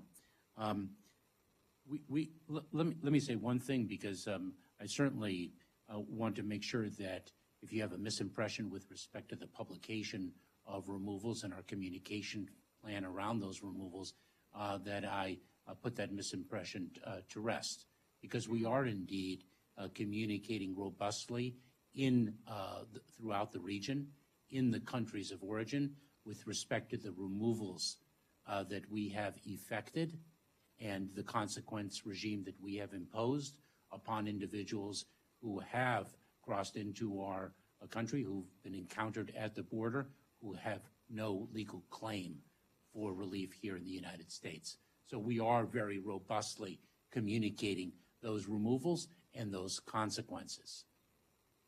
Expedited removal is something that we are focused upon very intensely, as I lay out in the plan. And in fact, I raised in Panama, where I was last week, with other countries, our need to accelerate the receipt of travel documents and the other mechanics that allow us to remove individuals as quickly as possible. And we are receiving increasing cooperation from a number of countries in the region. The benefit of expedited removal is actually captured in its term, the speed with which we can return individuals who have no basis here in the United States. And so we are drawing increased efficiencies as the plan demonstrates, and we are also working with our partners so that they can assist us in that regard. I got about 4 seconds before my time. So I gave you the the time for Title 42 and time for Title 8. How much time would a expedite removal, and I'll close with that? I think actually the processing of a Title 42 matter takes more time than the processing of another encounter. I will get you that detail. I don't want to misspeak, and I'll need to confirm. Thank you, sir. Mr. Palazzo. Thank you, Madam Chair. This committee provided $200 million in fiscal year 22 to DHS for joint processing centers on the border. These are supposed to be one-stop centers for processing illegal immigrants, and in my view, the faster we can do this, the better, because it looks like we're going to have yet another year where our taxpayers are going to foot the bill for billions of dollars for temporary facilities instead of having an actual solution. Where's the department on the plans for permanent joint processing facilities, and when will they be built, and what additional funding is needed in fiscal year 23 to get them done? Congressman, I very much appreciate your support for the joint processing centers. We actually identify those as one element of our plan that is captured in my memorandum issued yesterday. We call them enhanced central processing centers in the plan because it is a very able model. It drives efficiency to have different parts of the Department of Homeland Security in one place, and actually to have the NGOs present there as well, so that we can administer the processing as quickly as possible. And I will provide you with greater detail with respect to the implementation of those plans, and very much appreciate your support for the centers.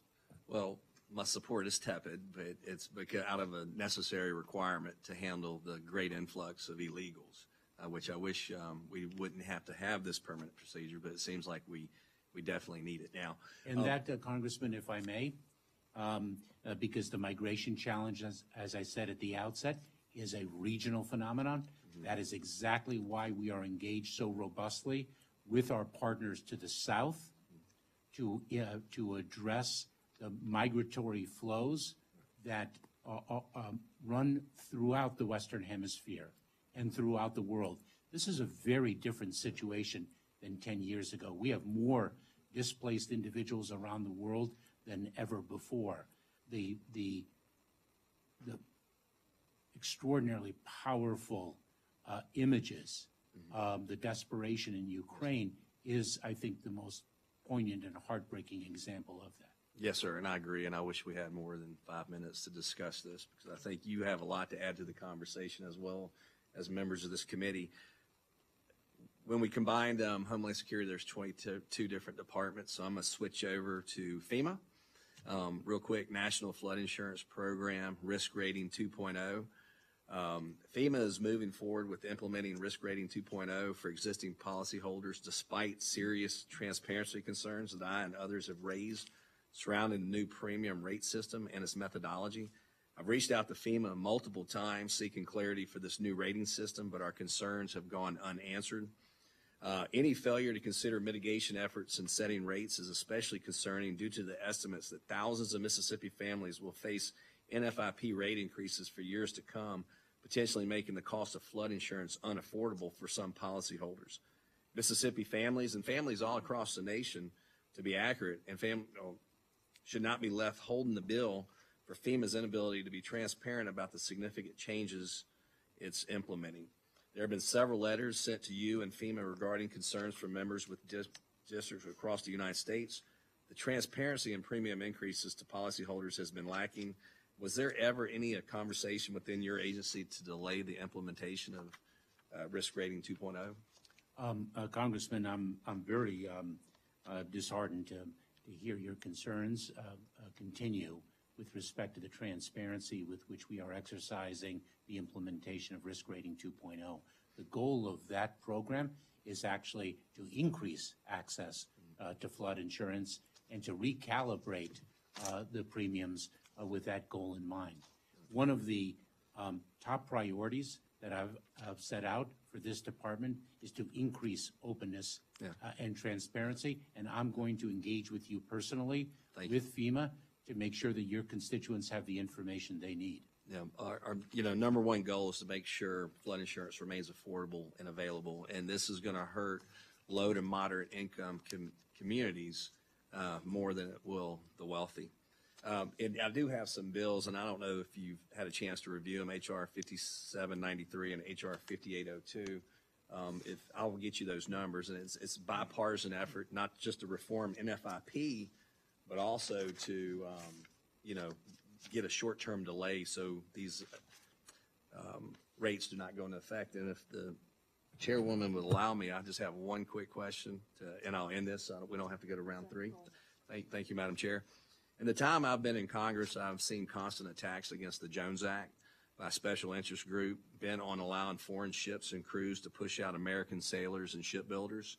Last year, President Joe Biden signed a Made in America executive order strengthening federal Buy American requirements.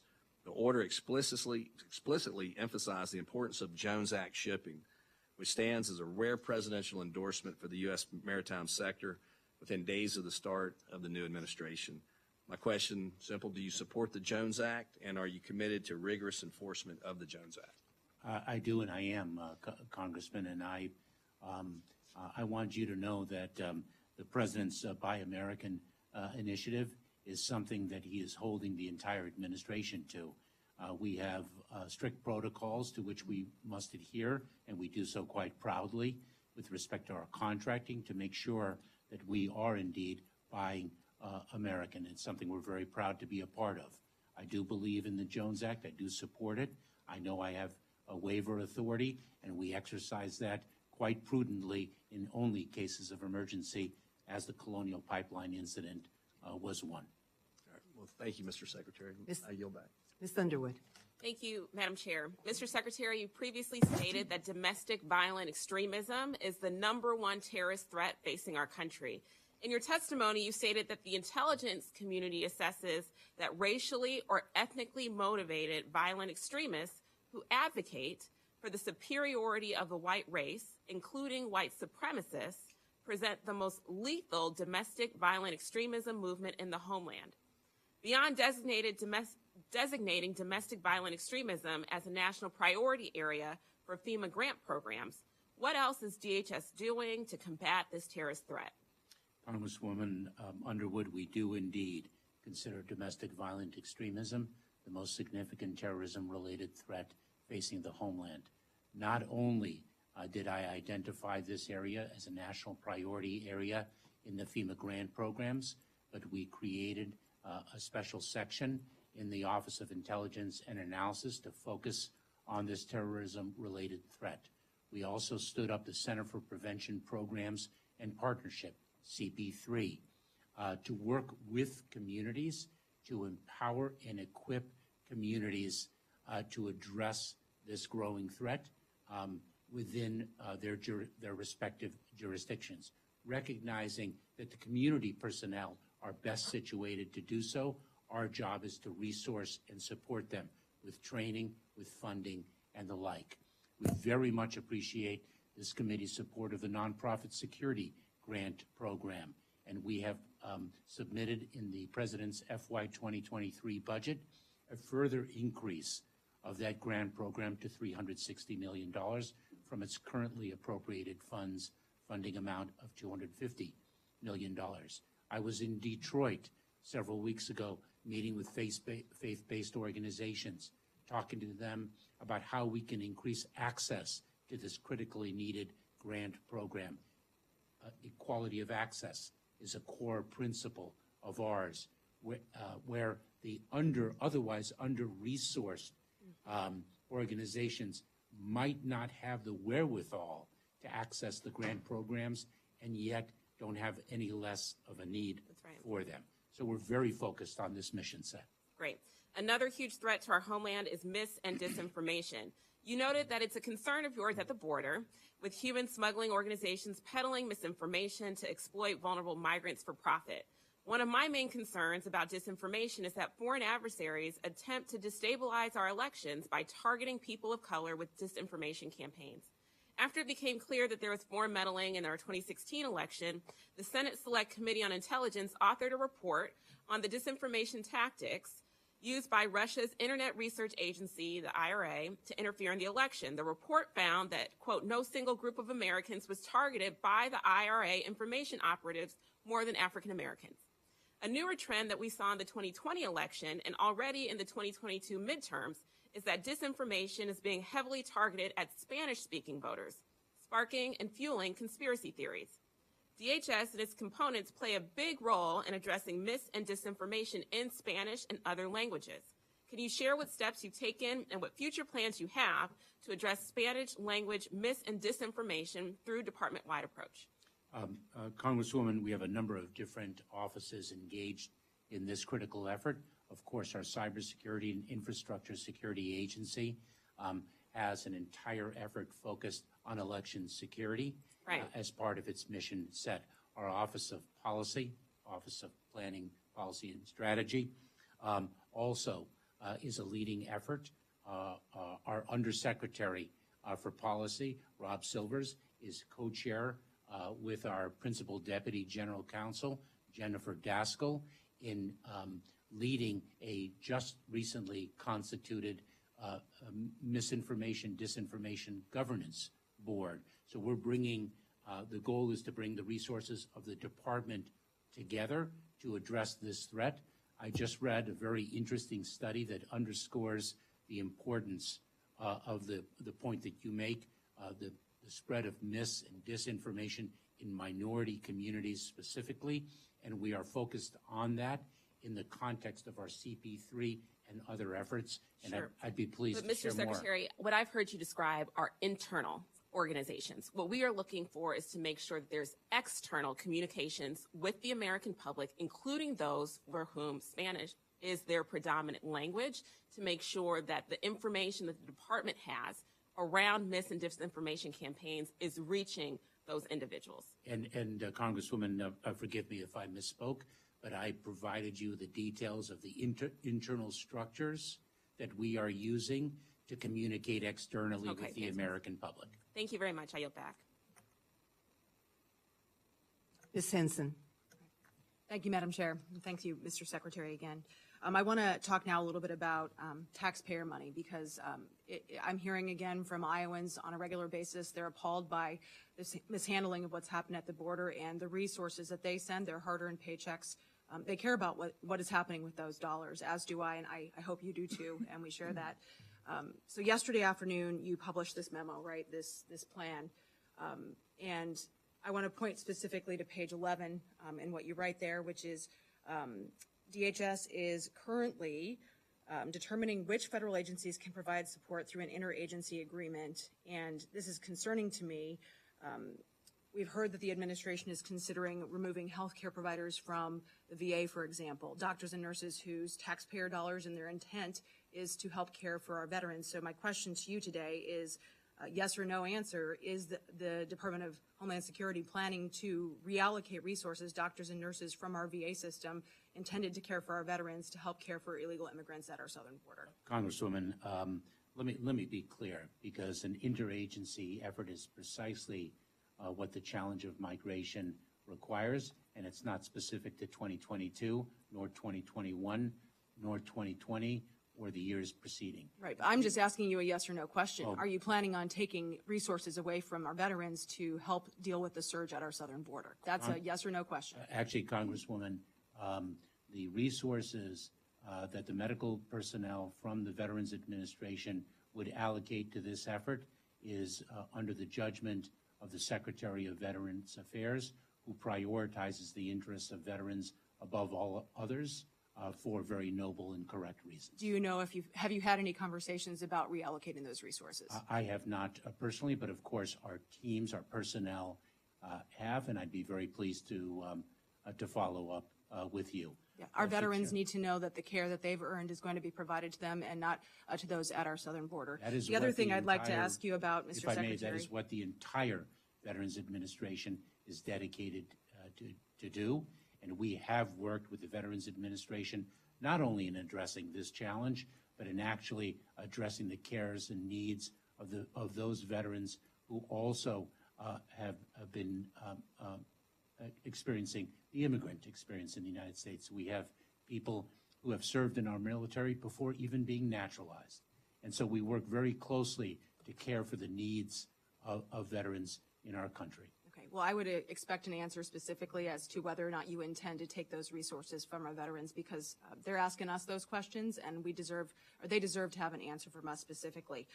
The other thing I want to talk about is taxpayer money that Congress has appropriated. This is a picture from our southern border of taxpayer money sitting and rusting. This is probably good American steel, should have been used to fill the gaps in the wall that, in your memo, you mentioned are being exploited by the cartels right now. So do you have anything to say to the taxpayers about this right here, these pieces of steel sitting there rusting when we have this crisis at our southern border? How much has halting the wall construction cost American taxpayers because they're having to divert those resources to handle the surge? Congresswoman, as I articulated earlier in this hearing, we have an obligation to spend the monies that Congress has appropriated for the wall. The way in which we are doing that is to achieve the safety and security of the American people, and to do so in a responsible way. We are also spending money addressing infirmities in the wall that was built. We're seeing corrosion and other failings. So it's a very complex picture. This is corrosion right here, and this has driven people between the point of entries to the hands of the cartels, in your own words. So I think this is, to taxpayers, they see this as a huge slap in the face, to see these pieces sitting there that could be used to actually deter people from coming into into our country, not at the points of entry. The last question I had specifically is about the illegals that are coming into the interior and how they're being transported here.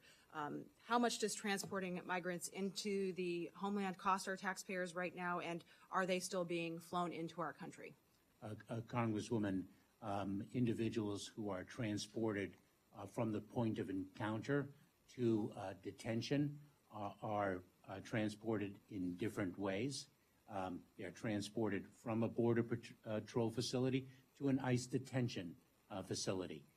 They are transported. But they're also being flown into places like Iowa. If I may, Congresswoman, they are also flown to their countries of origin when they have been removed and their claims for relief have failed. I would be pleased to provide you with the specific numbers, the expenses of the administration of our immigration system, and the laws that we are obligated to honor, which we do. Yeah, I want to know how much you're spending to come into the country and not to return them to other countries. Thank you.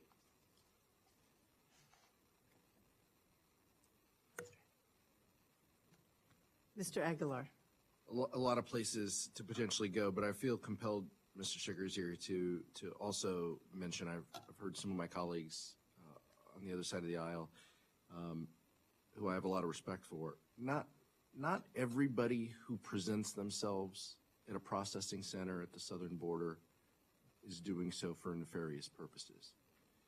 And it's frustrating to hear time and time again the fact that they want to have conversations about how Ukrainians are treated at the southern border, but using terms like illegals rather than those who are presenting themselves for lawful asylum. It's frustrating. It's frustrating, the dual standards in place. I'd also note, Mr. Secretary, I've been part of a number of trips down to the southern border when the prior structure was being built. Members of our own military showed us how they could penetrate these barriers quickly. We knew that at the time they were constructed that they could be penetrated. This was done for show. Folks down there know this, that there are many ways to help secure our borders, and a physical structure is one component. But as you and the department have said time and time again, there are other factors that can be more helpful. And I wanted to ask you a question. You mentioned in-country processing. One way to address the true issue of surging migration is to talk about root causes and expanding the ways individuals in countries can apply for legal pathways in their home countries so they don't have to make that dangerous journey to the southwest border. In-country processing is not new to DHS. In fact, DHS has been setting up infrastructure for in-country processing that would allow migrants to apply for different immigration pathways legally and fairly. Some might be supported in countries maybe in Eastern Europe by all of our colleagues, but this is done throughout other countries as well. Can you give us an overview of where this is done in country, where in-country processing broadly stands, and what authorities and resources you're going to need from Congress in order to meet those needs?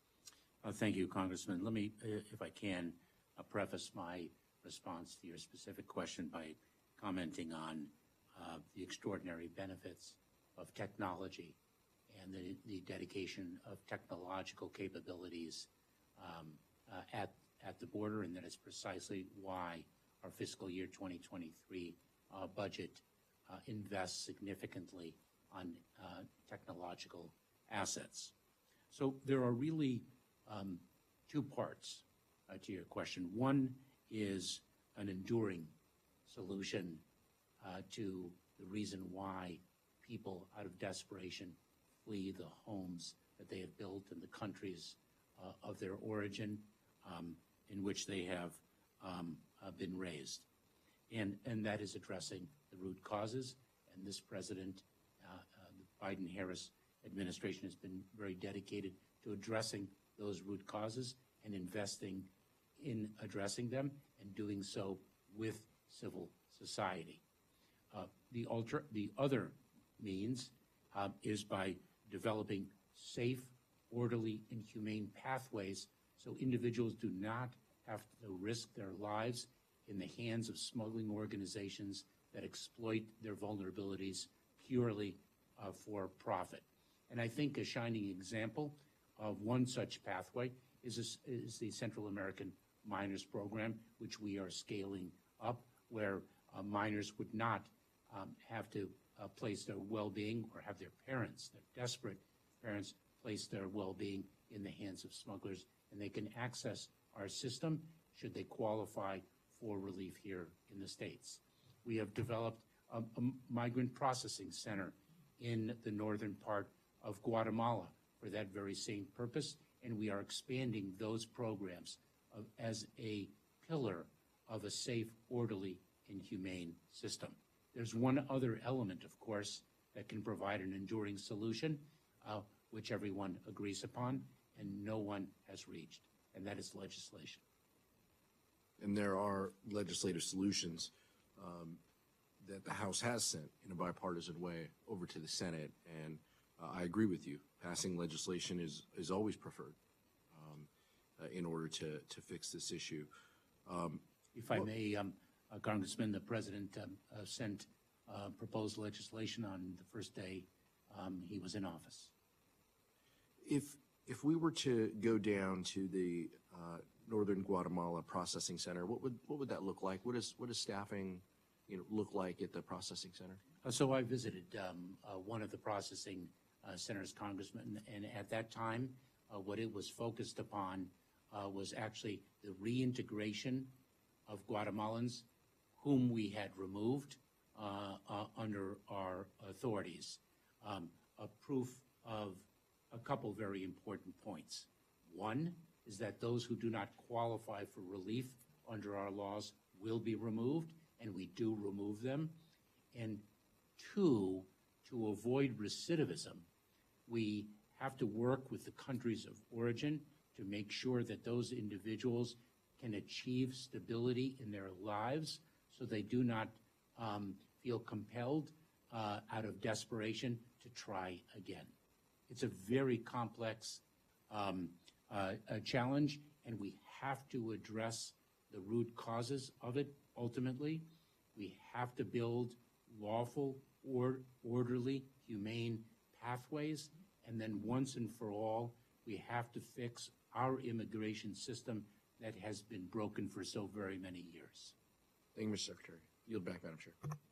Mr. Rutherford. Thank you, Madam Chair. Mr. Secretary, in September of last year, under your direction, ICE implemented new enforcement guidelines. And these guidelines focused on the use of prosecutorial discretion. And stated in there was, it is estimated that there are more than 11 million undocumented or otherwise removable non-citizens in the United States. We do not have the resources to apprehend and see the removal of every one of these non-citizens.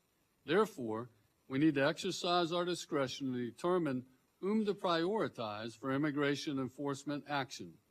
And I can tell you, as a former sheriff myself, I know the limitations that budgets can put on you. But one of the questions that I have and would like an explanation for is, in fiscal year 19, ICE deported 359,000 illegal aliens from the interior of our country. In 2020, 185,000. And that had about 4 years of Trump deportations in there. And then last year with the same resources, they only deported 59,000. What's going on? Congressman, I can answer this question very succinctly, but I want to take a step back, if I may. Sure. Because I served as a federal prosecutor for 12 years. First as an assistant United States attorney for almost 9, and then for the United States attorney in the Central District of California for about 3 years. We had 186 criminal prosecutors when I served as the United States attorney. We could have dedicated 186 of those prosecutors, every single one of them, to narcotics cases. We could have dedicated every single one of them to significant fraud cases. But what we did with the resources we had is we allocated those resources to have the greatest public safety impact in the many different areas for which we were responsible. The concept of prosecutorial discretion, I know you're very familiar with it as a former sheriff, is an underpinning of smart and effective law enforcement.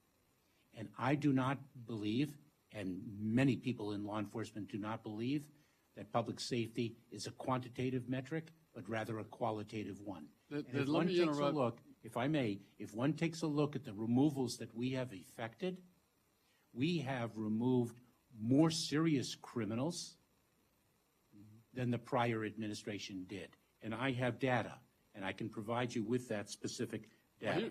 Mr. Secretary, what I'd like to know is, what is the resource need to get back to where we're focusing and have the prosecutorial capacity to deport 359,000 who need and should be legally deported? This is all about maximizing the public safety impact of the resources we do have. 46% of ICE removals were for people convicted of felonies or aggravated felonies, compared to 18% during the previous 4 years and 17% the year before that. But Mr. Secretary, if I can push back on that just a little bit, that percentage is of a 4 times the size number. So I think America was much safer when we deported 359,000, whether they were for serious felonies or serious misdemeanors. But 359 compared to 59,000, that's not safer, I don't think. So, I'll leave that there, but I would love to help you out with resources if that's what you need to get back to where we can, see ICE deporting 359,000 people a year who need it. Now, let me move. My time's about out. Last question. So, you've talked a lot today about, the fact that you're focusing on the irregularities of immigration coming from the South, talking to Panama and all of that. You've talked about targeting and disrupting the transnational criminal organizations, utilizing the NGOs more and more, administering consequences for unlawful entry, speeding up the CBP processing efficiency by adding those case processors, and addressing the issue by surging people to the border. And I think the answer to your question was yes, on the VA. And so my question is, if this was all done starting in September of 21, according to your written testimony, and we still have these problems today at our southern border, I think if you ask probably 2/3 of the country, they'll tell you the border is not secure. And so my question is, now we're about to lift Title 42, and I don't hear a plan to address that. These things you've already implemented. These things are there now. What is going to change in response to Title 42? Oh, Congressman, we are building further in implementing consistent with the 6 pillars that I identify in the memo that I published to make clear that we do have a plan, and we are preparing and have been preparing, and we're implementing our plans. We are building further. We are intensifying our efforts. We are increasing our efforts and enhancing them. So we are not done. Okay. Madam Chair, I see my time's up. I yield back. Mr. Secretary, I don't know if there's any other comments that you want to make in terms of clarifying any other statements or concerns that have been raised at this time. Madam Chairwoman, we are addressing very complex issues. I have a great deal to say. I look forward to engaging further with members of this committee, and I'm deeply grateful to you and to Ranking Member Fleischman and to the distinguished members of this committee for their support, for your support of the Department of Homeland Security and the extraordinary 250,000 individuals who sacrifice so much each day to accomplish our mission. I understand there are no other questions from members, but I do want to ask one last question about an agency that is absolutely critical to our security, and that is TSA. The President's budget request proposes nearly $1 billion in additional spending to implement changes to TSA's pay structure and to extend collective bargaining and merit system protection to TSA personnel. Can you explain what these changes are and why they are important? Thank you, Madam Chairwoman. The TSA personnel help secure our country every single day. They also help facilitate lawful trade every single day, a very difficult job. They deserve to be paid commensurate with their colleagues in the federal government. They deserve collective bargaining rights like so many of their colleagues in the government. This is about parity and about recognition and about gratitude for their extraordinary service. And with that, if there are no further questions, we will conclude today's hearing. Thank you very much, Mr. Secretary, for being here. And I'm sure we have other questions that we will be submitting to you for the record. And the Subcommittee on Homeland Security stands adjourned. Thank you.